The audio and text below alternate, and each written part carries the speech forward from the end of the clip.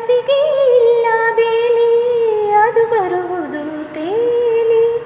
ಈ ಮನಸ್ಸಿನ ಆಸೆ ಕನಸಾಗಿ ಬರುವುದಮ್ಮ.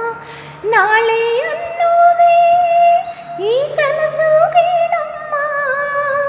ಕನಸು ಇಲ್ಲದ ಬಾಳು ನಮಗೆ ಕಮ್ಮ.